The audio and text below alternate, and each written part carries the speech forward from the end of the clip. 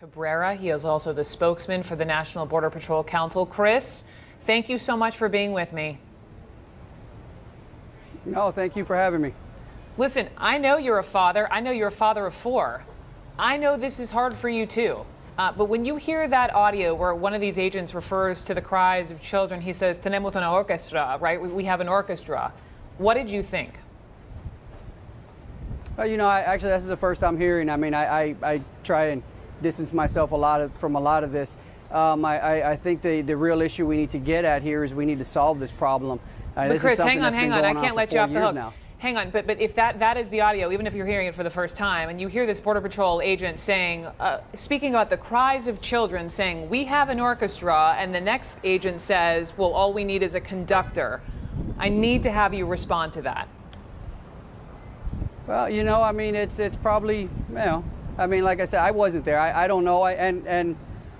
It's, they're probably just making light of a bad situation. It is what it is, You can't change it. Hang on. You can't change the fact that that's Chris, what it is. But making light of a bad situation, why should you ever make light of these children being ripped from their parents, period? Well, look at it this way. I mean, I understand where you're coming from. I don't think everybody understands what's actually happening down here. You have a lot of these kids that are coming here and put through terrible, terrible situations by their parents. They are brought over in extremely dangerous conditions in an extremely dangerous terrain, and all this can be avoided if they just go through the port of entry. There would be no crime committed by them, and they wouldn't get separated. Why they don't do this is beyond me, but this problem is very easily solved, at least on the short-term basis, by going through the port of entry. If they choose to go through the river, they're committing a crime just like anyone else. They're subject to arrest, and we all know when you get arrested, you don't get to stay with your family. It's just the sad reality of life. So a couple of things, and I think you're right to point out that the port of entry, I think there's so much being thrown at people who don't know as much about immigration, certainly as you do as a Border Patrol agent, right? But there are a couple of ways to come into this country. If you are an undocumented immigrant and you are in the Rio Grande River and you come out on the other side, that is illegal, right? If you are coming across from, even if you're a U.S. citizen and you do that, it's illegal. It's illegal. It's illegal. If you are coming across the let's say the Matamoros Mexico bridge on over to Texas across that bridge at that port of entry, and you're seeking asylum, that is legal. I know you have to be inspected, and the process needs to happen to be appropriate. But the problem is, even in some of those cases, those families, I talked to an NPR reporter yesterday, some of those families are being turned away, and it's not just a day delay, it's an indefinite delay. Well, and therein lies the problem. We've had this situation going on for 4 years now, and for some reason we haven't fixed it. I don't think you can necessarily blame it on one administration or the other. It started under one and it's continuing under another. It hasn't been fixed, and it needs to be fixed. Right now we have this beacon of we'll leave the light on for you. You come across illegally and we'll let you into the country. And if you guys have seen some of the stuff that we've seen down here, you would understand just how important it is to have a tough stance to divert people from coming here. When you see a 12-year-old girl with a Plan B pill, or with their parents put her on birth control because they know that's getting violated as part of the journey, that's just a terrible way to live. When you see a 4-year-old girl traveling completely alone with just her parents' phone number written across her shirt, I mean, come on now, something needs to be done. We had a 9-year-old boy last year have a heat stroke and die in front of us with no family around, and that's because we're allowing people to continue to take advantage of this system. And let's be honest here. If we want this law changed, then we need to. That's on Congress. That's on nobody else but Congress. They need to come in there. They need to get to work, and they need to change this law. Until then, us as Border Patrol agents, we have a duty to enforce these laws, and we'll continue to do it until they change this law, and hopefully they will. No, and let me just underscore some of what you're saying. Seeing a 9-year-old boy suffering heat stroke, seeing young girls come to you with Plan B or birth control pills because their parents provide them for them because they know the journey will involve them being raped. This is what you are seeing, and I can't even begin, Chris, to put myself in your shoes. But keeping the focus on the kids, America is outraged by what is happening. And I want you, as Border Patrol agent, can you assure everyone watching that you and your Border Patrol colleagues are treating these children humanely? I can tell you with absolute certainty that they're being treated humanely. Most of our agents are parents. I've seen guys, and I've done it myself. You give your last bottle of water to a kid. You'll take a toy out of your car to give to one of these kids because you know the situation they're in. Yeah. You know, agents are very sympathetic. We're human. We're fathers. We have families.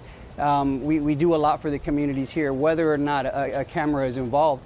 Our agents are very involved, and nobody saves more lives along the southwestern border than the U.S. Border Patrol. And I can tell you for a fact, one of the worst things that you would ever have to do is have to pull the body of a young kid out of the river because they were crossing and they just didn't make it. So something needs to change so we can avoid some of these tragedies that happen. Granted, having these kids in detention centers, obviously it's not ideal, but Yeah. it's far better than the alternative of a lot of these kids not making it.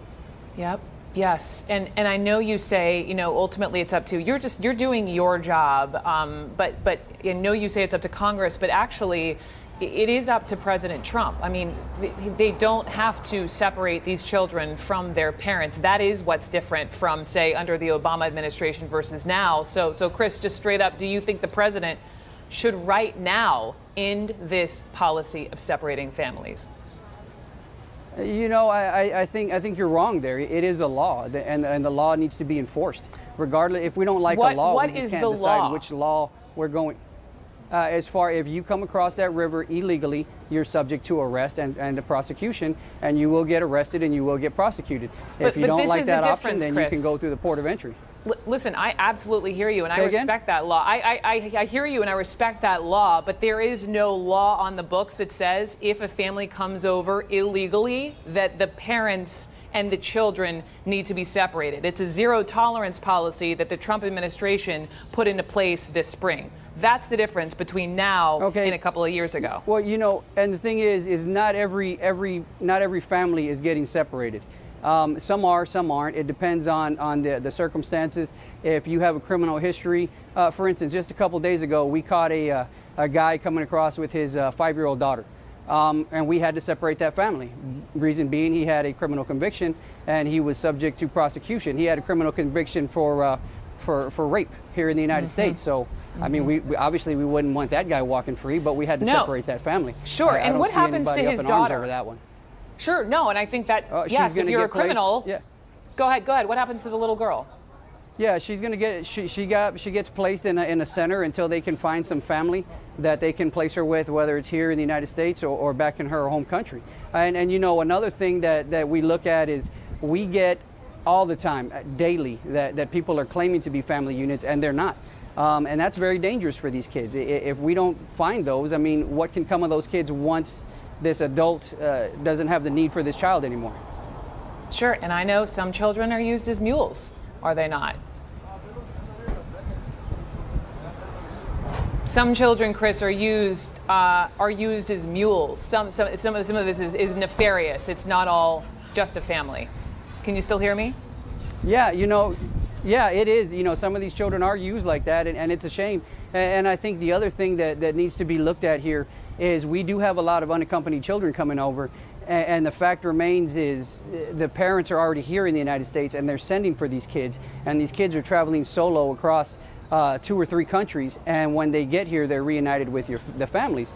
And to me that's mind-blowing, because you can't do that as a United States citizen. You can't send your 5-year-old kid to ride on top of a train through 3 states, and when they get there they're coming back to you. You'd get prosecuted. Yet when it comes to illegal families, we put on the kid gloves with them, and we don't look out for the best interest of this child, and that's another thing that needs to be changed.